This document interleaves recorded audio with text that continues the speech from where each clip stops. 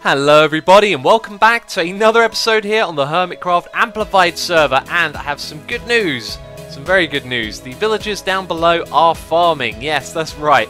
We did a live stream last week and it was a very successful live stream because we figured out the problems. We found a crude way of fixing the problem. Yes, it definitely was crude. So what I did in that live stream is I moved some of the doors from the inside of the village over here to the outside in an attempt to temporarily disable it and get the villagers farming down below. That didn't help, but when we removed the doors entirely, then the villagers down below started farming, and I guess that means the village here sort of disappeared. So I don't really know the ins and outs of how villagers and villages work, but that seemed to do the trick. So I'm hoping at some point we can create an on-off switch here. Maybe we do something to block how the villager sees the doors, or we remove the villager itself from this area, just move it somewhere else and move it back again. Control that with redstone, because we need to be able to turn this thing on and off, because the villager breeder won't work while there isn't a village here. So we can have one or the other running, and what we really need is a bit of both. So we can compromise if we can turn that thing on and off. Anyway, I really want to show you the villagers in action, so we're going to go down below. And on the way down there, I want to answer some of your questions. Over the past week, I've had lots and lots of questions about what is a redstone advent calendar, or more so, what the advent calendar is. So if you haven't seen it on the channel, I'm doing the redstone advent calendar with Mumbo. That means every day of the month you get a redstone video leading up to Christmas. Now, the way an advent calendar works in the UK, at least when I was a kid, you'd get an advent calendar and it would have let's say like a little window in the calendar for every day leading up to Christmas, starting on December the 1st, and you'd open the window and there'd be a little bit of chocolate behind it. So the idea is that from the 1st of December to Christmas you get a redstone video every day, and that's what me and Mumbo are doing, and hopefully that answered your questions on what exactly a advent calendar is. So, anyway, down here, this is the floor where all the farmers are farming, and you can see that they're doing that because all of those crops are not fully grown, which is absolutely fantastic. So we got carrots over here, we got potatoes on this side. Oh no, sorry, that's carrots as well. And I'm not sure how I want to do this. I'll probably end up, well, I'll have to end up doing more than one or the other. But now that I think about it, we're going to do beetroot down here in 1.9 as well, so that'll be a thing. Over here, I think this is potatoes. And then on the far side we have wheat over here. Now the way this is set up at the moment, this is actually going to produce bread, not wheat, because the villager will craft it. However, in our live stream we sort of went exploring, checked out what Impulse SV was doing on the server, and he's made a wheat farm, and so using the sort of setup that he did, we could do something similar and actually farm wheat over here, which is just going to be fantastic. That's something we'll be doing later in today's episode, and quickly got to place down that block before the villager tries to escape. Good thing he didn't. Do you know what? When I was recording the previous episodes, every single time I would remove some of this glass, and every single time this guy would run over here trying to escape. Yet, live streaming and recording now, they don't seem to do it. So, anyway, I'm not complaining. So what did we do in here? We had to modify this farm to get it to work as well. We moved the glowstone back a little bit in each corner. And it looks like I missed out a slab from the ceiling, which I'm not too bothered about because this works, which is awesome.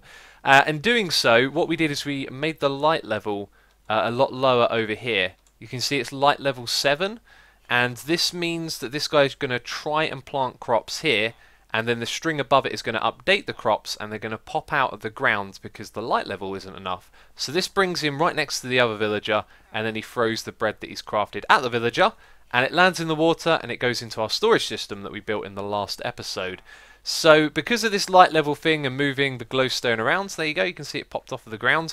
It means that we've also built this little pillar at the back just to not use this space here, because it also had the same problem. And I think, can mobs spawn there? Is it 7 and under or 8 or under? I always forget.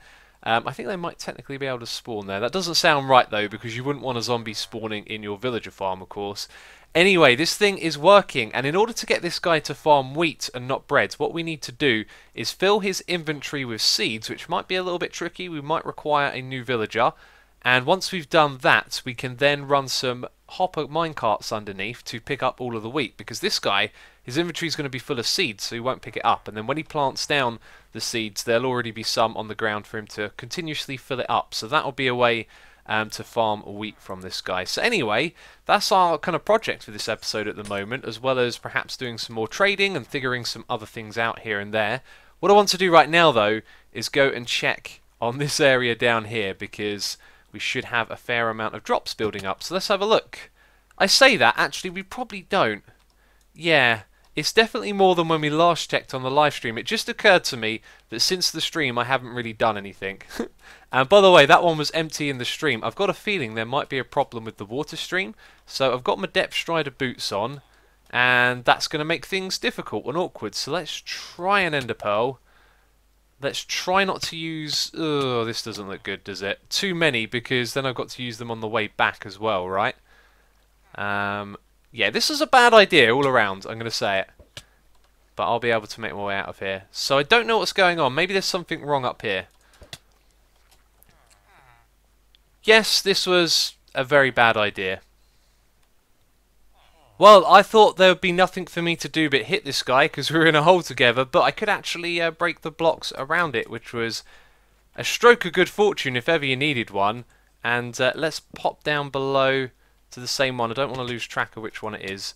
This one over here is the one that's not working. Okay, so I need to investigate as to why. Just a quick visual observation. This guy isn't actually replanting them, is he? It sort of looks like he's done one or two.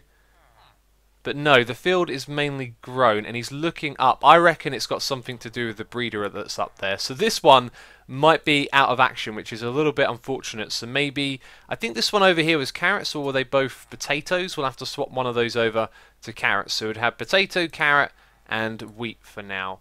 So I've changed my mind. We're going to build the wheat farm over on this side.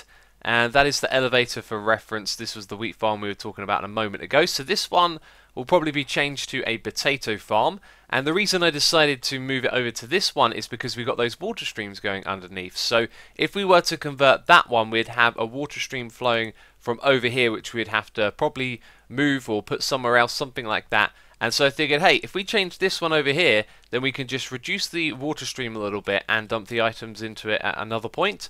So that basically means that we're going to have no issues with that. So as I went to do this, I realized that we're basically redesigning the whole thing. We also don't have the little area in the middle to chuck to the other villager. And I also accidentally killed both of those villagers, believe it or not. And we've got one more over here, so pretty good thing that we got that guy because, yeah, we had a little bit of an incident. I guess we got, like, strength too, so even if I just tap them accidentally with my pick, which is what happened when I was digging, you know, the extra strength as well just meant it killed them, which was a bit unfortunate. But yeah, we're not going to have the thing in the middle, we're just going to have one villager here, because as soon as it plants down the crops, it's going to pick up the wheat and take it off, and it's just got to plant seeds down again, so it doesn't actually do any trading. So I've set this up right here so we can have the minecart hoppers going back and forth. This is pretty much what I saw Impulse doing, and we can then put the dirt on top once this has all been set up. So the reason the tracks are like this at the end is because they'll connect if we place them side by side, which is unfortunate. And what I've been doing now is just setting up the unloading system. So back around here we're going to unload all of the items, and I was thinking about this. It may look like there's a lot of hoppers here, but they're probably not going to have a lot of items coming into it, as we're only going to have one villager in the middle working. So that means that we can just hook up some hoppers that are going to take from these droppers going all the way across down to the end here, and then down there we'll be able to unload it into the water stream, which is just around the corner down here somewhere. There it is, so I have to hook it up to that, and then it will go back into the same system, which will be no problem at all. So we've got to hook up the redstone for this, and then there's a couple more challenges ahead of us as well. So now we have finished with that little bit, because all of the tracks are in place. We've got an unloading system at the other side, and I've just sort of realised that when we fill in the middle bit there, it's going to be awkward to put in some hopper minecarts, but I'll find a way to do it. So all of this has been wired up. Basically, it's going to stop the minecart from leaving if there's items going into the hopper down below, and then when the items go down, it sends it on its way. Then this little thing right here is simply going to detect the items in the dropper at the end, and then power it and flush them into the water stream. So that thing's going to drop off all the items and send them to where they're going to go. So all of that is done and good, and should be absolutely fine. It has been tested a little bit. In theory, it'll work absolutely fine. So one of the things we need to do now is start planting down the wheat. And I was just thinking about how this works. What we have to do is give this chap over here lots of seeds, so his inventory is filled with nothing but seeds, and therefore he can't pick up the wheat. So we've got 1, 2, 3, 4, 5, 6, 7, 8 stacks of seeds for this chap, and his inventory size is exactly 8. So we've got 3 left over. If I go stand here, I picked something back up, didn't I? It was the glass blocks. So his inventory is actually now full to the brim of seeds, and I think we can test this by throwing more seeds at him. And it looked like he picked them up, but they might still be there. No, there we go. So that was brilliant. That went very smooth.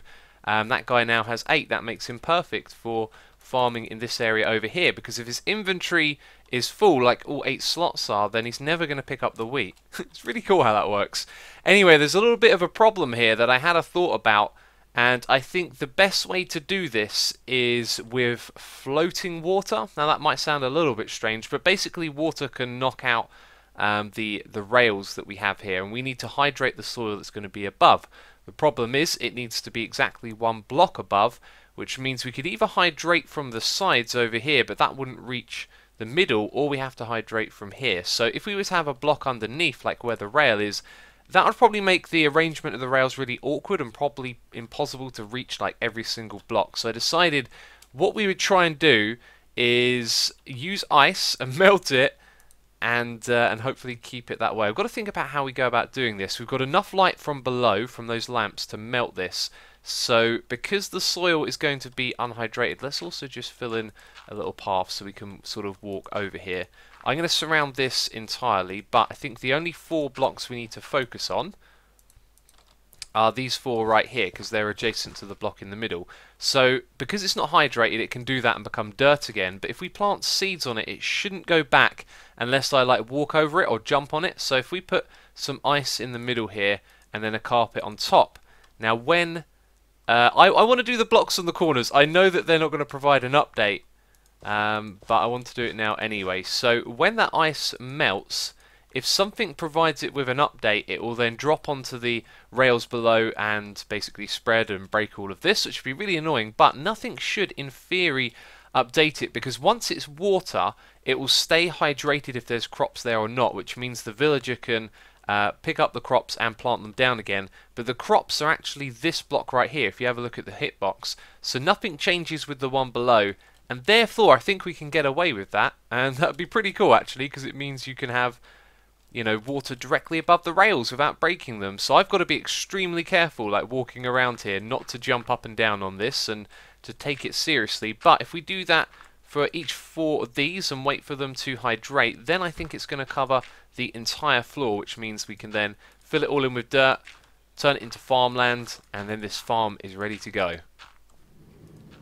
Can you hear that rumble? That is the sound of 12 hopper minecarts going back and forth underneath all of this. So it seems to be going really well so far. We could sort of like, you can peek through there and just about see something. Probably not on the video, and I'm not going to remove that carpet because it's all melted into water and it has worked, which is fantastic. So now what we're going to do is just hydrate most of this and then start planting down some seeds. This farm is like practically ready to go now. We just got to put that villager in, and that is actually it. And my hoe just broke as well, so let's... It didn't make the sound though, did it?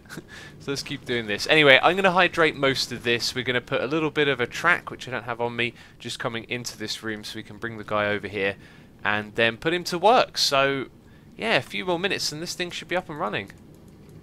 Oh no, what have I done? I've placed down a rail here on the edge and it's connected through the wall.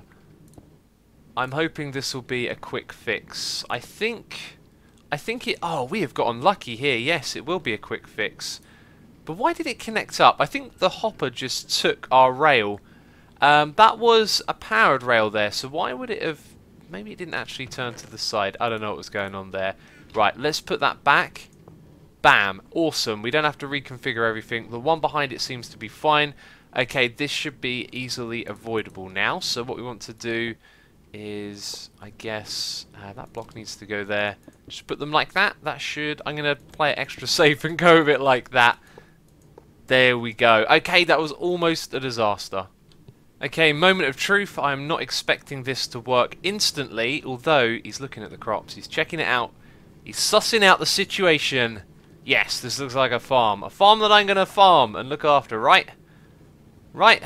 It's probably not going to do anything straight away. We'll give him a little bit of time. Oh, there he goes. He's started to plant these down. Yes, I didn't have enough seeds to finish the whole thing. Now, we've got to keep in mind this guy needs to have 8 stacks at all times. So he's doing a bit over there, a bit over there. Yeah, once he's finished planting these down, he's still going to have 8 stacks in his inventory, I reckon. Can't be more than 20 or 30 spaces. Okay, so this thing is very nearly good to go. I think I want to see this thing in action, so I'm going to go and grab some bone meal, and we're going to grow the crops and watch this guy harvest them. And, yeah, see the system in action, because the minecarts down below are going to pick it up and deliver it to our chests. I can't believe it. Can you hear the flowing water? I can't believe what I've just done. Can you hear the dispensers dispensing all of the rails? I ender pearled in here, hit the roof, fell down, and immediately knew, oh no, I've hit the one block that I didn't want to hit. The damage here is so... Oh my god, that set me back the whole way. I've got to do everything again because we've got to get the villager out of here. In order to fix this, I've got to replace all the rails. I've just gone back to square one. I cannot believe it. I was going to put some bone meal in here. Oh... Oh, why? This game can be cruel. To make things worse, I think the water is connected up to each and every one of these. It has. So it flows out, it reaches the other one. The entire thing was just destroyed in one go there. I can't believe that. We've got to uproot everything to get down here and fix it again. Oh, my luck. Look at that. The entire thing is destroyed. At least we've got the redstone over the back done. Oh, I've got to start all over again. I probably actually don't need to remove every bit of this up here, so I'll probably leave some of it undone. I can't believe that. I can't believe that. Okay, great news. This guy is going for it. He's harvesting the wheat, and I've heard some of that wheat get dispensed down below as well. Look at that. He goes, oh no, I thought he was going to harvest it. Go straight for it, I was thinking. So if we grow some of this up with the bone meal, which I had in my ender chest, you know, just right there, I was about to go all the way up to the top. I was thinking, let's get this done. Nope, another long trip up to the top to get some items. Of course, we got some in our ender chest, and then we end up breaking this thing. But now that it's fixed, it's all right. And I tell you what, it took nowhere near as long to repair it as it did to build it, because that when you build it the first time, you've got to suss everything out. So because I'm recording, he's going to refuse to work. He's going to walk over to this corner and sulk. No, I'm joking. Anyway, I'm going to stand around and see if I can catch this guy. Oh, I think he's going for it. Yep. So now let's stand over here. And we should momentarily hear a clicking sound. And that'll be... There it is. You hear it?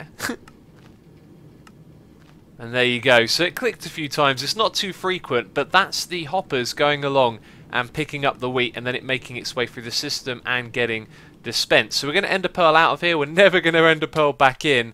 And if we go down to the bottom here, we should see some of the wheat arriving. I've already gone down here and cleared out all the other items that got sort of...